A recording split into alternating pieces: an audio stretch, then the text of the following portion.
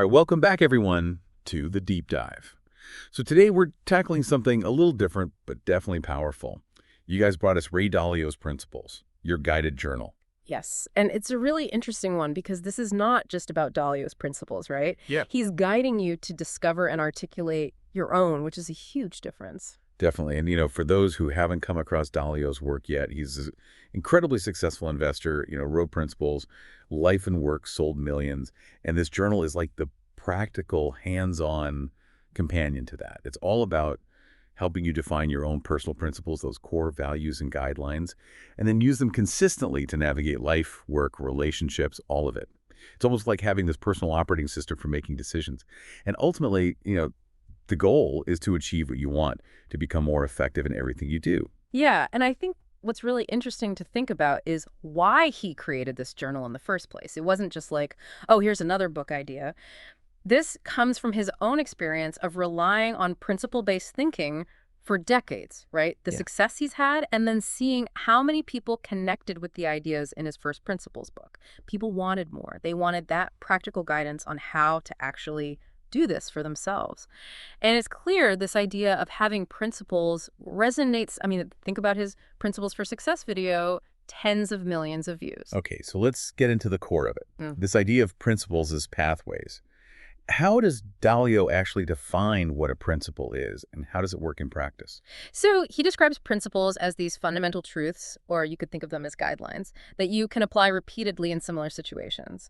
The idea is that if you have these clearly defined principles, they act like signposts, or like you said, almost like a map, that helps you navigate towards the outcomes you want. So it's not just reacting in the moment, right? Exactly. Think about Yeah. it. If you go through life without these defined principles, you're constantly reacting to whatever comes up as if every situation is brand new. Even if you've been in a similar situation before, you might not even recognize it. You're just sort of winging it. Yeah, exactly. But with good principles, you're able to recognize those recurring patterns, those situations repeating, as Dalio calls them. And that allows you to make faster, higher quality decisions because you're not starting from scratch every time. So it's about recognizing those patterns and having a more consistent approach. And this isn't just about adopting Dalio's principles or, anyone else's for that matter, right? Right. This is about your principles. He's very clear that the real power comes from having a set of principles that are deeply connected to your own personal values, your goals, your aspirations. You can absolutely learn from others, but ultimately these principles have to feel true for you in order to authentically guide your behavior. They can't just be these nice-sounding ideas that you, put on a poster but don't actually live by. Exactly. Principles have to be those genuine beliefs, those things that you truly feel are the most effective ways to operate in the world, in your work, in your relationships. And that's a big part of why he stresses the importance of actually writing them down. Okay, so why writing them down specifically? He outlines 3 key benefits. First, the act of writing forces a much deeper level of reflection than just thinking about it, right? When you have to articulate your principles in words, it demands a level of clarity and introspection that really makes you examine what you believe and, more importantly, why you believe it. Yeah, it's one thing to have these vague notions in your head, but it's another thing entirely to actually put them into words. Yeah. It makes you get specific. Exactly. Second, it fosters more principled thinking in general. When you start paying attention to the patterns in your experiences, the underlying reasons behind recurring events, both positive and negative, you begin to see how similar situations tend to play out. And writing those principles down allows you to really take a step back from the immediate details and more clearly recognize these situations repeating. It's almost like you're gaining this higher level view. Yeah, exactly. Yeah. And, he gives a powerful example of this with his pain plus reflection progress principle. It's about taking those tough experiences, really dissecting them, understanding what went wrong, and turning that lesson learned into a guiding principle for how you'll approach similar situations in the future. What might be an example for you? A painful experience that, looking back, actually taught you a really valuable lesson. And what kind of questions did you ask yourself to get to that principle? Oh, gosh. So many to choose from. I guess early on when I was starting out, I think I was so focused on being right all the time that I wasn't really open to feedback. And I remember this one project, I thought it was perfect and it just completely flopped. Oh, wow. And it was really painful at the time. But looking back, it taught me the importance of, seeking different perspectives, being open to criticism, and even admitting when I'm wrong. And that's become a core principle for me, both in work and life. Yeah. Be open to feedback no matter how tough it is to hear. That's so powerful. And it perfectly illustrates how those painful moments can actually lead to some of our most valuable principles if we're willing to reflect and learn from them.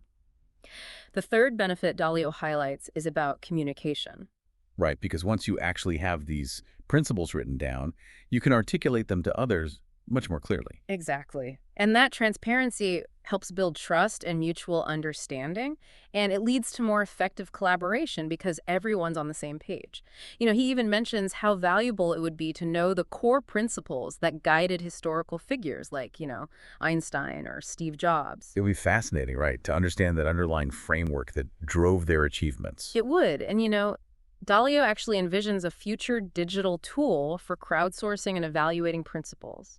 Like, imagine a platform where people can share their principles, get feedback, and collectively learn from each other's experiences. It could be incredibly powerful. Yeah. But the essential first step is, for each of us to actually identify and write down our own personal and professional principles. Absolutely. So let's talk about the journal itself. How does it actually guide you through this process? Where do you even begin? Well, he starts by outlining a really simple but powerful thought process, a framework for creating principles. And it comes down to asking yourself three core questions. Number one, what do you truly want to achieve in life? What are your goals, your aspirations? Okay, so starting with the what do you want question. Exactly. Then, question number two, what is actually true about the world and how it operates? So it's about understanding reality, even if it's not always pleasant. And finally, number three, how do you bridge the gap between that reality and those desired outcomes? How do you get from where you are to where you want to be? And he stresses the importance of approaching this entire process with humility and a truly open mind because you have to be willing to challenge your own assumptions and be open to different perspectives. That's key, right? To not be so stuck in your own ways that you're not willing to learn and adapt. Exactly. And the principles, your guided journal has three main goals to help you along this path. First, it's designed to help you take those everyday experiences, those successes and failures, and transform them into valuable reflections. Then those reflections get turned into actionable principles that will help you navigate reality more effectively and achieve what you desire. So it's about turning those experiences into wisdom. Right, exactly. Second, the journal actively encourages the physical act of writing down these principles. It's not just a mental exercise. By writing them down, they become tangible, something you can revisit, share with others to get feedback, and even revise as you continue to learn and evolve. Makes it real. Exactly. And the third goal is to really cultivate a habit of principle-based thinking. It's about developing a consistent approach to how you analyze situations, make decisions, and take action. So instead of just reacting in the moment, you're operating from this framework of clearly defined principles. Okay, so let's talk about the ways you can actually use the journal. I know there are a few different approaches. There are. You can jump straight into the blank pages and just start writing, free-form reflection. I know some people really find that helpful. Just brain dumping everything. Exactly. But then for those who prefer a bit more structure, there are some initial exercises that are designed to prompt more systematic thinking about those underlying principles. And then there's also the Principles in Action app, Yeah. right? Which can be a really helpful companion, although I know it's not available in all regions, which is a bummer. Yeah, unfortunately, not everyone has access to it. But for those who do, the app provides digital versions of the exercises in the journal, and it has real-world case studies from Bridgewater, Dalio's company, and other interactive features. So it can be a really valuable resource. And for those who have access, throughout the book, there are these QR codes that you can scan, and they'll take you to the relevant sections within the app. Oh, cool. Hmm? Like a direct link. Okay, let's dive into the meat of the journal, those 5 key exercises. The first one is all about reflecting on who you are, and I think this is such an important starting point. Why is this so fundamental? It is fundamental. Dalio emphasizes that your inherent nature, your strengths, your weaknesses, your preferences, all of it plays a crucial role in determining which principles will be most effective for you. We're all different, and what works for one person might not work for another. Like one size doesn't fit all when it comes to principles. Exactly. And the journal references the Principles U personality assessment, which has been taken by over 1 million people, and it was actually developed with input from, experts like Adam Grant, so it's really well researched. And it's all about giving you deeper insights into how you tend to think and behave. So it helps you understand yourself better, but also how you relate to others. Exactly. And that understanding is really key for building effective principles. Because if a principle doesn't resonate with your core being, you're probably not going to follow it consistently. It won't feel authentic. Right. And the journal prompts you to actually list out, your 3 key strengths, your 3 major weaknesses. And this is important. Think about how others perceive these in you. Yeah, getting that external perspective is huge because, let's be honest, we all have blind spots about ourselves. We do. And then it gets even more challenging, right? It asks you to identify your single biggest challenge, that thing that you really struggle with. Okay, so after all this self-reflection, where do you go from there? Dalio introduces some core principles related to self-awareness, which makes sense, right? After you've done all this introspection, he argues that one of the hallmarks of successful people is their ability to objectively assess situations, understand other people's perspectives, and recognize their own strengths and weaknesses as well as those of the people around them. So it's about having that clear, honest view of yourself and others. Yeah. And it's important to remember that nobody excels at everything. He uses the analogy of, like, Einstein not being a basketball star, right? Just because someone is brilliant in one area doesn't mean they'll be equally skilled in every other area. And I think this ties back to that principle of being open to feedback, because we all have areas where we can improve, and it's helpful to get that perspective from others. Definitely. Okay, let's move on to exercise 2. From cases at hand to best principles. So this is about taking specific experiences, both successes and failures, and extracting those broader lessons from them. How does this work in practice? Well, the focus here is on pattern recognition. You start with a specific event, what he calls a case at hand, right? And then you analyze that event to figure out what kind of recurring situation it represents, what he calls a situation repeating. So you're kind of categorizing those experiences. Exactly. And once you can see those patterns, you can start to determine which principles might be relevant or which new principles you need to develop. And the journal provides a really helpful template for this, with sections for describing the specific case, identifying the broader type of situation, outlining any existing principles you applied and how well they worked, and then, of course, your reflections on the outcome and any new principles that emerged. It's a systematic way to extract those lessons. And Dalio actually shares a really personal example here. His bankruptcy in 1982. What happened there? Yeah, so this was a really tough time for him, a major setback. He basically lost everything due to overconfidence in his investments. But through deep reflection on what went wrong, he came to this much deeper understanding of the balance between risk and reward. It actually led him to develop some of his most important principles, like the need to seek diverse and dissenting opinions and the importance of diversifying risks. So he turned that painful experience into a valuable learning opportunity. He did. He actually credits that bankruptcy as a major positive turning point in his life and career. And that really reinforces that pain plus reflection, progress principle. It's like, we all go through tough times, but it's how we respond to them that determines our future success. It's about turning those setbacks into fuel for growth. Exactly. And Dalio encourages you to use this template for your own experiences, emphasizing that it's not about dwelling on the past, right? It's about extracting those lessons for the future. He also suggests actively seeking advice from people who have navigated similar situations. Because, a lot of the challenges we face aren't entirely unique, and there's so much wisdom to be gained from the experiences of others. Okay, so exercise 3 focuses on mastering the 5-step process to achieve goals, which sounds very concrete and actionable.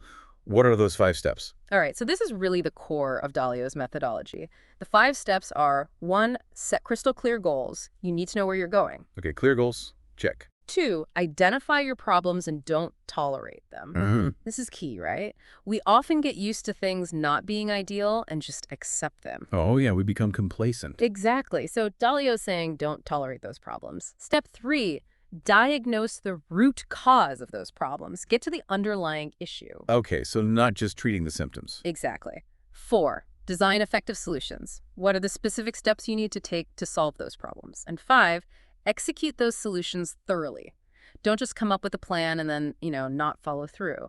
He emphasizes that this isn't a one-time process, but rather a continuous cycle. You set goals, encounter problems, learn from them, adapt your approach, and keep going.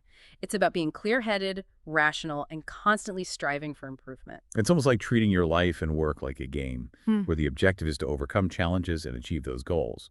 Yeah, that's a great way to put it. And of course, acknowledging mistakes along the way and actively learning from them is crucial. Now, what if you feel like you just don't have the necessary skills to achieve your goals or solve the problems you're facing? Right, that's a real barrier for a lot of people. They get stuck because they feel like they lack something. It is, and Dalio addresses this directly. He reassures you that it's perfectly normal to not have all the answers or all the skills. The key is developing the awareness of when you need a specific skill or knowledge and learning how to acquire it. He then guides you to apply these 5 steps to one of your own specific goals, providing targeted questions for each stage. For example, when you're setting goals, he prompts you to really distinguish between your true priorities and those fleeting desires, right? Like, what do you really want to achieve versus what's just a distraction? So getting clear on those priorities. Exactly. And when you're diagnosing problems, he emphasizes digging deeper, right? Not just focusing on the immediate symptom, but asking why repeatedly to get to the root cause. Oh, like the 5 whys technique. Keep asking why until you uncover the real issue. Exactly. And then he encourages you to consider whether the problem stems from an individual's capabilities or from a flaw in the system or design itself. So is it a people problem or a process problem? Okay, that's an important distinction. And then for designing solutions, I imagine it's about getting specific, right?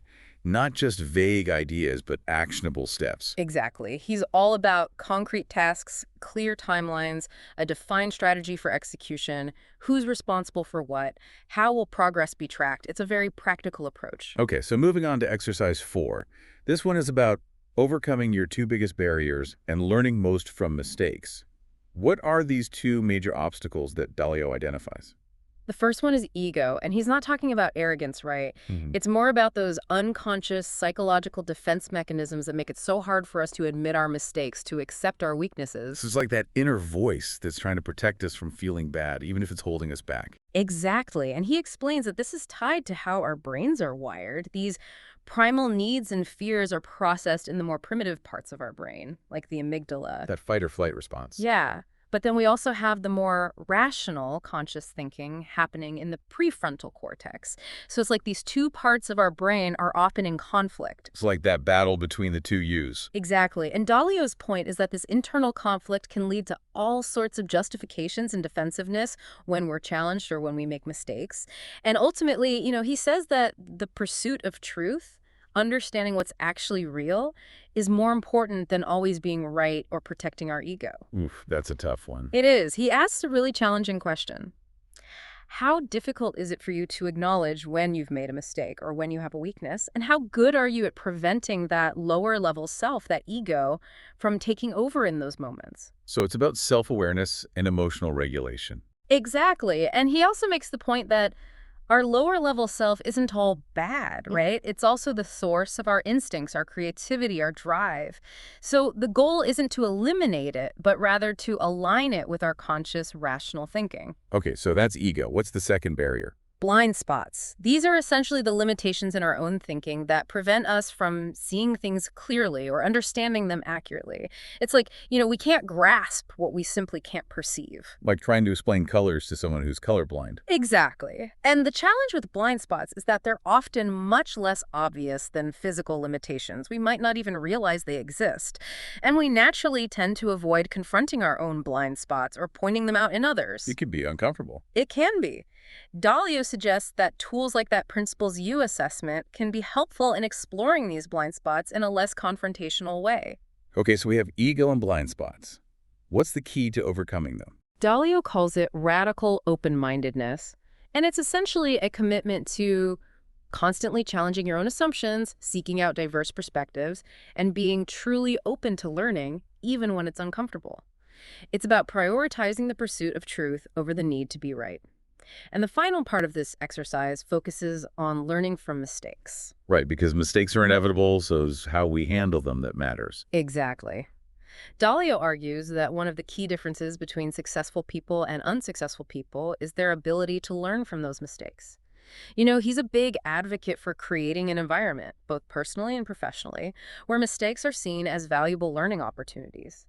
He even shares the example of the issue log that they created at Bridgewater, which is essentially a system for tracking mistakes, analyzing what went wrong, and figuring out how to prevent them from happening again. It's about transparency and accountability. Exactly. And he provides a template in the journal for a personal problem log, so you can apply those same principles on an individual level. Okay, so let's talk about the final exercise, exercise 5, which is understanding your and loved one's position in life's journey. So this one takes a broader view. What's the purpose here? This exercise encourages you to step back and recognize those larger patterns of life, right? Because life tends to unfold in similar ways for most people, with certain major events and decision points that we all tend to go through. Okay, like those universal milestones. Exactly. And the goal is to help you think about your own future, as well as the futures of those you care about, so you can plan and navigate those journeys more effectively. Dalio outlines 3 primary stages of life. Stage 1, which is all about learning independence, typically childhood and adolescence. Okay, so the early years. Yeah. Stage 2, which is focused on work and independence. Others are often depending on you during this stage, so it's a time of greater responsibility. The adulting phase. Exactly. And then stage 3, which is when your primary work and child-rearing responsibilities are largely complete. He calls this the stage of passing on your gifts. Like your accumulated wisdom and resources? Right. And Dalio shares where he is in this journey as part of his motivation for wanting to share his learnings. Then, the journal actually provides this visual timeline with various milestones from birth all the way through death. And you're encouraged to mark your current position on that timeline, as well as the positions of important people in your life. Oh, that's interesting. It is. It helps you visualize where you are in the overall arc of life and where those you care about are situated. You then review those milestones and check off the ones that resonate with your own experiences, paying attention to the red box milestones, which represent critical junctures or transitions. And he emphasizes that while the basic trajectory might be similar for many, the paths we choose will shape the character of our journeys. So it's not just about where you are on the timeline, but how you got there and where you're going. Exactly. Then he dives deeper into each stage, breaking down stage 1 into preschool, elementary, middle, and high school, highlighting brain development and those key transitions. He even identifies 3 common paths that people might take during this stage, like pursuing independence successfully, following others' instructions, or seeking independence through, unhealthy habits or substances. So it's about recognizing those different developmental trajectories. Yeah. He talks about the importance of finding a balance between guidance and fostering independent thinking, especially during those teenage years. He highlights high school as a particularly challenging period with all those hormonal changes and the pressure to start thinking about the future.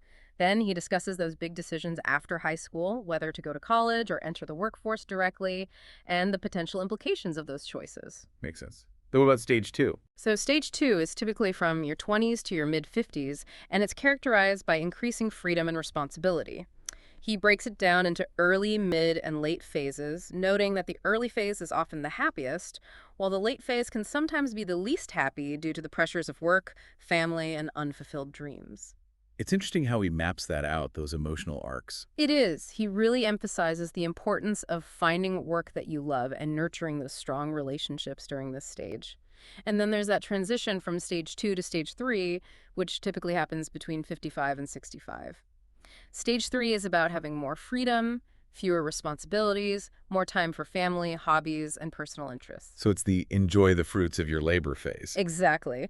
And reportedly, it's often the happiest stage of life. So you're prompted to review the stage 2 milestones you've passed and reflect on your experiences and expectations for the future, while also considering where your loved ones are on their journeys. It's a very holistic perspective. Okay, so we've covered a lot of ground here. What are some of those key overarching principles that we should really take away from Dalio's work? Well, there's that constant theme of embracing reality, no matter how challenging it might be, and dealing with it effectively.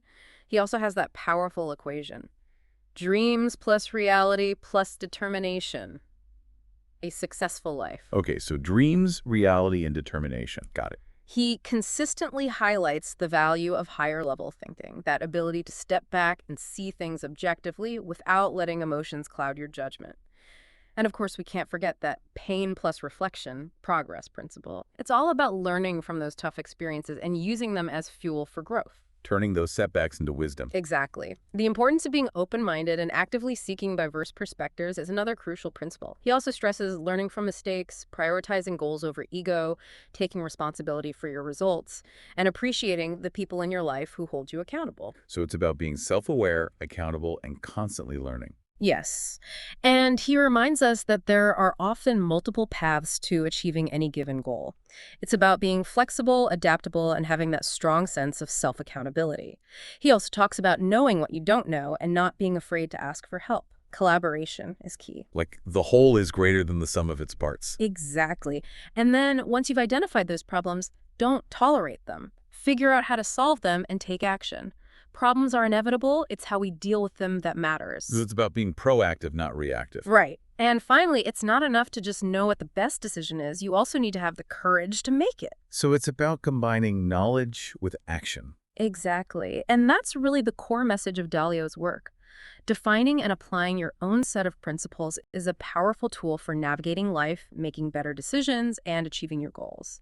And this deep dive into principles, your guided journal, gives you a solid framework for starting that journey. Absolutely. Yeah. So we encourage you to take some time to reflect on everything we've discussed, those exercises, those principles, and start that process of articulating your own personal guidelines for a more effective and fulfilling life. And that leads us to our final thought for you. Now that you've had a glimpse into the power of principle-based thinking, what's one area of your life, whether it's work or personal, where clearly defined principles could make the biggest positive difference in the next year? It's a question worth pondering. Thanks for joining us for this deep dive, tailored specifically for you, the learner, who's always seeking knowledge and opportunities for growth. Until next time.